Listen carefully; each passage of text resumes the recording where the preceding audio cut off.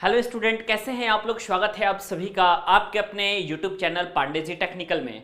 आप सभी डिप्लोमा के फाइनल ईयर के अगर स्टूडेंट है, डिप्लोमा पास आउट हो चुके हैं, तो जाहिर सी बात है आपके सामने एक बहुत बड़ी प्रॉब्लम आ रही होगी और वो प्रॉब्लम है फर्दर स्टडी की। यानी कि डिप्लोमा के बाद अगर आप फर्दर बीटेक करना चाहते हैं तो इसके लिए आपके लिए सबसे पहले ज़रूरी है कि बीटेक में कैसी ब्रांच को सिलेक्ट करें, कौन से कॉलेज को सिलेक्ट करें, इसके अलावा करियर काउंसलिंग कैसे कराएं, सेकेंड ईयर बीटेक में एडमिशन कैसे लें। क्योंकि मैं आपको बताऊं कि डिप्लोमा फाइनल ईयर होते होते काफ़ी सारे स्टूडेंट्स को ये समझ में एटलीस्ट आ जाता है कि किस सेक्टर में उन्हें जाना है और कौन सा फ्यूचर ऑप्शन उनके लिए सबसे ज़्यादा बेस्ट रहने वाला है। फॉर एग्जाम्पल मैं बात करूं तो काफ़ी सारे ईसी के स्टूडेंट हैं, इलेक्ट्रॉनिक्स के स्टूडेंट हैं काफ़ी ज़्यादा, जो कि सीएस या आईटी की तरफ मूव करते हैं। काफ़ी ज़्यादा सिविल के स्टूडेंट हैं जो कि मैकेनिकल के पोर्शन की तरफ मूव करते हैं। तो कहने का मतलब है कि अगर आप अपनी ग्रेजुएट डिग्री इंजीनियरिंग की लेना चाहते हैं तो उसके लिए एक प्लान आता है आप सभी का कि आप जो है लेटरल एंट्री में एडमिशन ले सकते हैं। ठीक है, लेटरल एंट्री में आप एडमिशन ले सकते हैं, लेकिन लेटरल एंट्री में एडमिशन लेने के लिए जो आपके पास योग्यता रहनी चाहिए उसको आपको थोड़ा सा समझना पड़ेगा कि 3 ईयर डिप्लोमा आपके पास रहना चाहिए। ठीक है, अगर आपके पास 3 ईयर डिप्लोमा की डिग्री है तो आप जो है लेटरल एंट्री बीटेक में एडमिशन ले सकते हैं। अब इस बीटेक में एडमिशन लेने के लिए आपके पास कई सारे ऑप्शंस होते हैं। ठीक है, जैसे कि बात करें तो आप लोग सीयूईटी एग्जामिनेशंस को देकर के आप डायरेक्ट बीटेक में एडमिशन ले सकते हो, या फिर आपके पास एक और ऑप्शन आता है कि आप लोग लेटरल एंट्री का डायरेक्ट एडमिशन के लिए आप लोग अलग अलग कॉलेज, अलग अलग यूनिवर्सिटी के जो एग्जामिनेशंस होते हैं उनके फॉर्म को फिल करके आप लोग जो है इसके एडमिशन को ले सकते हो।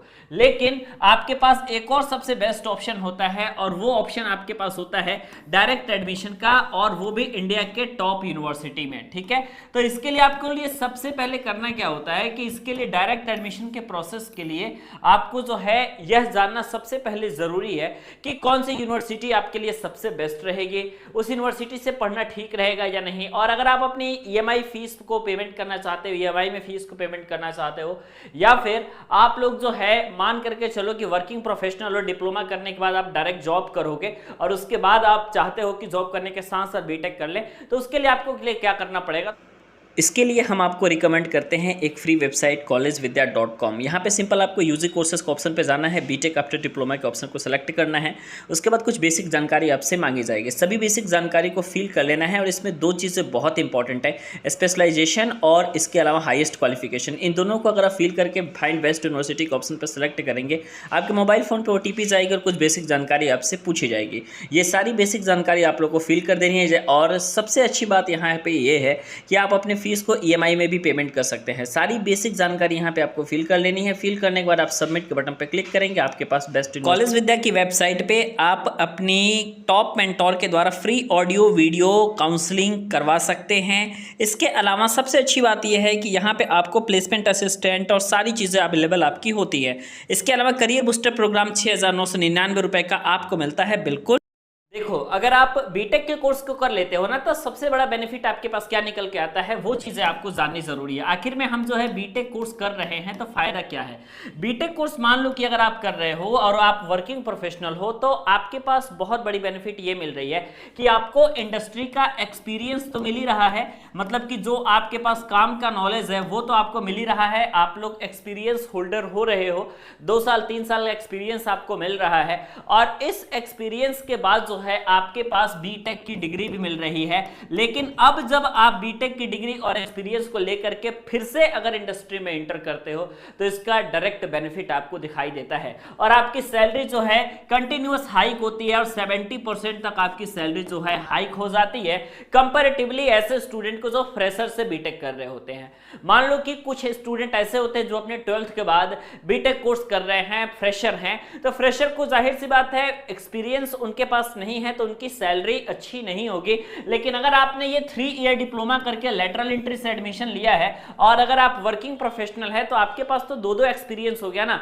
एक तो आपके पास एक्सपीरियंस हो गया इंडस्ट्री का, अब आप अपने चॉइस के अकॉर्डिंग, जैसे मान लो कि आपका चॉइस हार्डवेयर इंजीनियरिंग में जाने का है, आपने हार्डवेयर इंजीनियरिंग को चूज कर लिया और हार्डवेयर इंजीनियरिंग चूज करने के बाद हार्डवेयर में ही आप कंटिन्यूअसली आगे बढ़ते जा रहे हो, लेकिन आपके पास जो है कई सारी चीजें बाधाएं आती हैं। जैसे मान लो हार्डवेयर में आपके पास बहुत अच्छा सा नॉलेज हो गया है, लेकिन अगर आप किसी कंपनी में स्विच करना चाहते हो तो वहां पे आपके लिए जो मिनिमम क्वालिफिकेशन है उस इंटरव्यू में बैठने के लिए वो है बीटेक। तो अब आपने जो है यहाँ पे बीटेक करके जो है अगर आप इस कंपनी में बैठेंगे तो सबसे बड़ा बेनिफिट आपके पास दिखाई देगा कि एक्सपीरियंस है, तो जाहिर सी बात है इंटरव्यू में आपका परफॉर्मेंस बहुत बेहतर होगा, क्योंकि आप काम के बारे में जानते हो, आपके पास स्किल्स है और आपने जो है इस मिनिमम एजुकेशनल क्वालिफिकेशन को भी पूरा कर लिया जो कि आपका बीटेक की डिग्री है ना।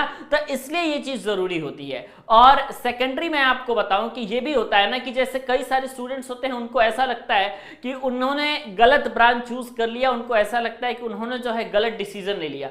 डिसीजन गलत किस बात को लेकर के कि उन सभी लोगों को ऐसा लगता है कि भैया हम सिविल इंजीनियरिंग से डिप्लोमा कर रहे हैं या सिविल इंजीनियरिंग से हम पढ़ाई कर रहे हैं तो इसके स्कोप उन्हें बहुत अधिक नहीं दिख रहा है, क्योंकि उन्हें कंप्यूटर के प्रति ज्यादा अट्रैक्शन है, वो आईटी वाले के पैकेजेस को ज्यादा देख रहे हैं। तो जब वो आईटी वाले के पैकेजेस को ज्यादा देख रहे हैं तो उनके पास एक ऑप्शन भी तो है कि अगर वो डिप्लोमा करने के बाद बीटेक चाहे तो आईटी से कर सकते हैं या फिर बीटेक चाहे तो सीएस से कर सकते हैं। तो बहुत सारे मेथड है आज के समय में जिसके थ्रू आप जो है ये लेटरल एंट्री में एडमिशन ले सकते हो। लेकिन हाँ, लेटरल एंट्री से एडमिशन लेने के बेनिफिट्स बहुत ज्यादा हैं। फिर चाहे वो अगर आप डिप्लोमा करके बीटेक में लेटरल एंट्री ले रहे हो या फिर 12th या आईटीआई करके आप डिप्लोमा में लेटरल एंट्री ले रहे हो, दोनों के लिए अपना अपना बेहतरीन बेनिफिट है। तो इसलिए आप लोग जो है इस कोर्स को जरूर कीजिएगा।